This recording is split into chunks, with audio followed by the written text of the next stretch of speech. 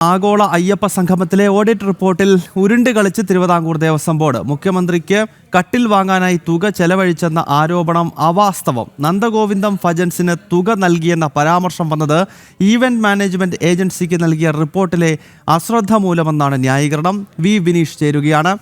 വിനീഷ്, ഈ ശബരിമല സ്വർണ്ണ കവർച്ചയ്ക്ക് ശേഷം ശബരിമല പമ്പയിൽ നടന്നിട്ടുള്ള അയ്യപ്പ സംഗമം അതും വലിയ വിവാദമായി മാറുകയാണ്. കാരണം സ്വർണ്ണ കവർച്ചയുമായി ബന്ധപ്പെട്ട് പൂർണ്ണമായി പ്രതിച്ഛായ നഷ്ടപ്പെട്ട പിണറായി സർക്കാരിനെ തേടി അടുത്ത വിവാദ വിഷയം എത്തിക്കഴിഞ്ഞിരിക്കുന്നു. ഇതിൽ അടിമുടി സാമ്പത്തിക ക്രമക്കേടാണ് ഈ അയ്യപ്പ സംഗമവുമായി ബന്ധപ്പെട്ട് സർക്കാരും ദേവസ്വം ബോർഡും നടത്തിയിരിക്കുന്നത് എന്നത് തെളിഞ്ഞു കഴിഞ്ഞിരിക്കുകയാണ്. അതിലൊരു ശരിയായ അന്വേഷണം നടന്നു കഴിഞ്ഞാൽ പല ആൾക്കാരും അഴിക്കുള്ളിലേക്ക് പോകും. ഈ സാഹചര്യത്തിലാണോ ഇപ്പോൾ പുതിയ ക്യാപ്സൂളുകളുമായി ദേവസ്വം ബോർഡിൻ്റെയും സർക്കാരിൻ്റെയും വൃത്തങ്ങൾ രംഗത്തെത്തുന്നത്?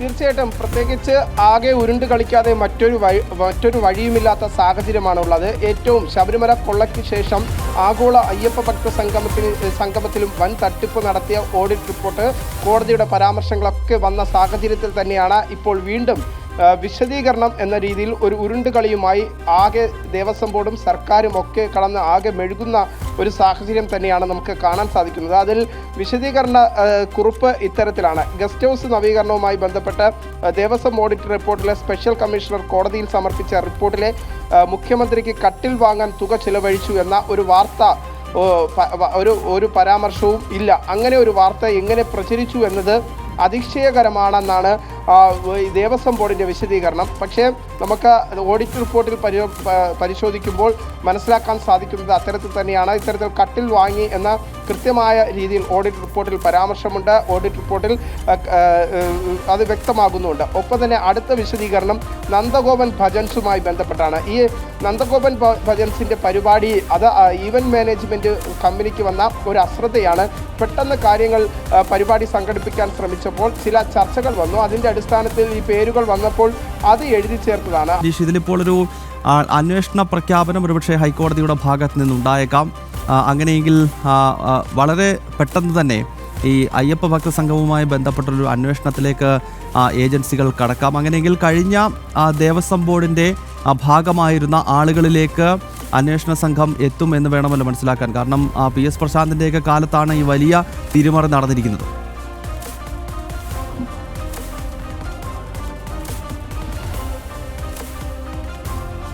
തീർച്ചയായിട്ടും ഗൗതം സൂചിപ്പിച്ചതുപോലെ തന്നെ ഈ PS Prashanth Devaswom board president ആയിരിക്കുന്ന ഘട്ടത്തിൽ തന്നെയാണ് ഈ ആഗോള അയ്യപ്പ ഭക്ത സംഗമം നടക്കുന്നത്.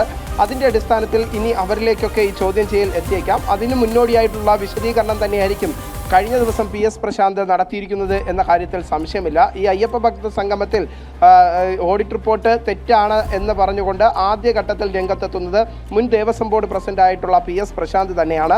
എന്തായിരുന്നാലും നിലവിലെ സാഹചര്യത്തിൽ നമുക്ക് മനസ്സിലാക്കാൻ സാധിക്കുന്നതും അത്തരത്തിൽ തന്നെയാണ്. പ്രത്യേകിച്ച് ഈവന്റ് മാനേജ്മെൻറ്റ് കമ്പനിക്ക് പിശക്ക് എന്ന് പറയുമ്പോൾ ഈവന്റ് മാനേജ്മെൻറ്റ് കമ്പനി ആരാണ് നിശ്ചയിച്ചത് എന്ന് ഈവന്റ് മാനേജ്മെൻറ്റ് കമ്പനിയുടെ ക്വാളിറ്റി എന്താണ്, അല്ലെങ്കിൽ നിലവാരം എന്താണെന്നൊക്കെ നമ്മൾ പരിശോധിക്കുമ്പോൾ സർക്കാർ തന്നെ പറയുന്നു ഇത്തരം പരിപാടികൾ സംഘടിപ്പിച്ച പരിചയവും കിഫ്ബി എം പാനലിൽ അംഗീകാരമുള്ള തൊഴിൽ വകുപ്പിന് കീഴിലുള്ള Kerala academy for skills development centre of excellence എന്ന ഇൻസ്റ്റിറ്റ്യൂട്ടിനാണ് ഇത് നൽകിയിരിക്കുന്നത്. ഈ ഭാരതത്തിലെമ്പാടും കോടിക്കണക്കിന് ആരാധകരുള്ള ഭജൻ ടീമാണ് നന്ദഗോവിന്ദം എന്നത്. ഇപ്പോൾ ഈ നന്ദഗോവിന്ദത്തിൻ്റെ പേരിലും ഈ ദേവസ്വം ബോർഡ് തട്ടിപ്പ് നടത്തിയെന്ന വാർത്ത തീ പോലെ പ്രചരിക്കുകയാണ്. ഈ പശ്ചാത്തലത്തിലാണോ ഇപ്പോൾ ഈവന്റ് മാനേജ്മെൻറ്റിൻ്റെ തലയിലേക്ക് ഈ വിഷയം നൈസായിട്ട് അങ്ങ് വെച്ച് തലയൂരാൻ ശ്രമിക്കുന്നത്? തീർച്ചയായിട്ടും അത് തന്നെയാണ് ഈ ഒരു പ്രത്യേകിച്ച് ദേവസ്വം ബോർഡിൻ്റെ വിശദീകരണത്തിൽ പറയുന്നത്. വളരെ പരിമിതമായ സമയത്തിലാണ് ദേവസ്വം ബോർഡ് ഈ പരിപാടി ഏറ്റെടുത്തത്. എല്ലാ തലത്തിലും സൂക്ഷ്മതയോടും സത്യസന്ധതയോടും സംഗമം വിജയിപ്പിക്കാനാണ് ബോർഡ് ശ്രമിച്ചത്.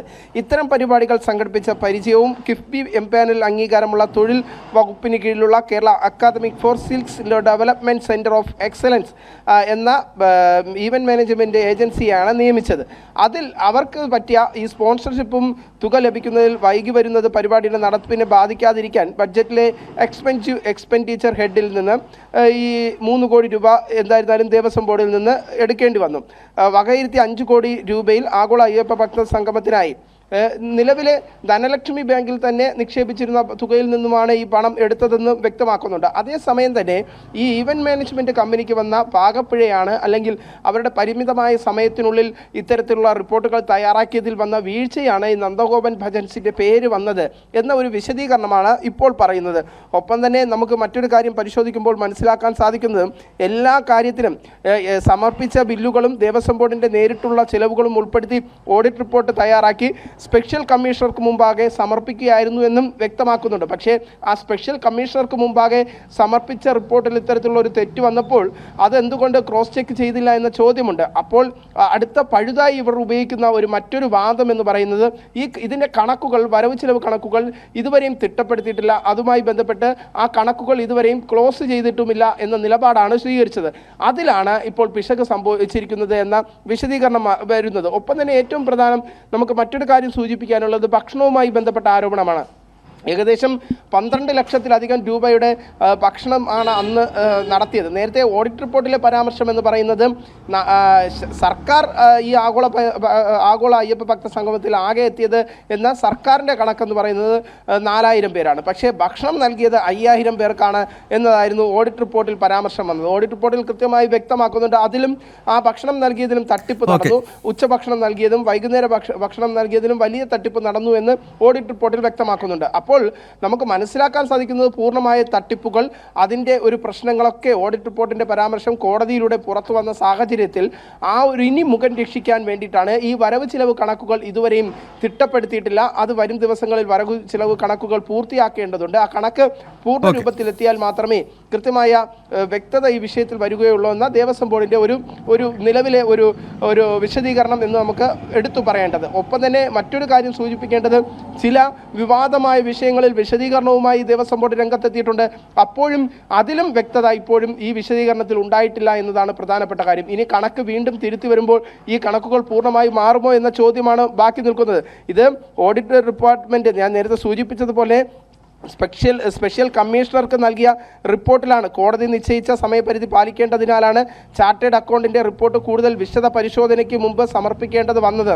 പക്ഷേ ഈ ചാർട്ടേഡ് അക്കൗണ്ടൻ്റ് പരിശോധന നടത്തിയപ്പോൾ എന്തുകൊണ്ട് ഇത്തരത്തിലുള്ള പരാമർശങ്ങൾ, ഏറ്റവും സിമ്പിളായി ഒരു സംഘാടകൻ അല്ലെങ്കിൽ ഏറ്റവും ഒരു പരിപാടി നടത്തുമ്പോൾ ആ പരിപാടിയുടെ ഈവന്റ് മാനേജ്മെൻറ്റ് കമ്പനി കോടതിക്ക് ഒരു റിപ്പോർട്ട് സമർപ്പിക്കുന്നതിന് മുമ്പ് ഈ കണക്കുകൾ പരിശോധിച്ചില്ല എന്ന് പറയുന്നതിൽ പോലും അവ്യക്തതകൾ, കള്ളപ്രചരണങ്ങളൊക്കെ നിലനിൽക്കുന്നു എന്ന കാര്യത്തിൽ സംശയമില്ല എന്നതാണ് നമുക്ക് മനസ്സിലാക്കാൻ സാധിക്കുന്നത്. ഈ ന്യൂനതകളെല്ലാം പരിശോധിച്ചുകൊണ്ട് ഈ മാസം 17-ന് ചേരുന്ന ബോർഡ് യോഗത്തിൽ വിഷയങ്ങൾ ചർച്ച ചെയ്തുകൊണ്ട് ഉചിതമായ തീരുമാനങ്ങൾ കൈക്കൊള്ളുമെന്നാണ് ദേവസ്വം ബോർഡിൻ്റെ ഇപ്പോഴത്തെ വിശദീകരണം. എന്തായിരുന്നാലും ഈ ആഗോള അയ്യപ്പ ഭക്ത സംഗമവുമായി ബന്ധപ്പെട്ട് വലിയ രീതിയിലുള്ള ഒരു തട്ടിപ്പ്, പണത്തട്ടിപ്പ് ഇപ്പോൾ ദേവസ്വം ബോർഡിന്റെ ഭാഗത്തുനിന്ന് ഉണ്ടായിരിക്കുന്നു. അല്ലെങ്കിൽ വ്യക്തമാണ്, ആഗോള അയ്യപ്പ സംഗമത്തിന്റെ പേരിൽ തട്ടിപ്പും വെട്ടിപ്പും നടത്തിയിരിക്കുകയാണ് ഇവിടെ ദേവസ്വം ബോർഡും സംസ്ഥാന സർക്കാരും. ആ കള്ളക്കളികൾ ഓരോന്നായി വെളിച്ചത്ത് വരികയാണ്. ഓഡിറ്റ് റിപ്പോർട്ട് പല കാര്യങ്ങളിലേക്കും വിരൽ ചൂണ്ടുകയാണ്. അതിനാൽ ഓഡിറ്റ് റിപ്പോർട്ടിൽ പിഴവുണ്ടായി എന്ന് പറഞ്ഞാണ് ഇപ്പോൾ ദേവസ്വം ബോർഡും സർക്കാരും തടി തപ്പാൻ ശ്രമിക്കുന്നത്. എന്തായാലും ഇതുമായി ബന്ധപ്പെട്ടുള്ള അന്വേഷണം ഒരുപക്ഷെ ഹൈക്കോടതി തന്നെ ഇടപെട്ട് പ്രഖ്യാപിച്ചേക്കാം. അന്വേഷണം ശരിയായ ദിശയിൽ പോയി കഴിഞ്ഞാൽ പല ആളുകളും കുടുങ്ങുമെന്ന കാര്യത്തിൽ തർക്കമില്ല. വി ബിനീഷാണ് ഈ വാർത്തയുടെ വിശദാംശങ്ങളുമായി തിരുവനന്തപുരത്ത് നിന്നും ചേർന്ന്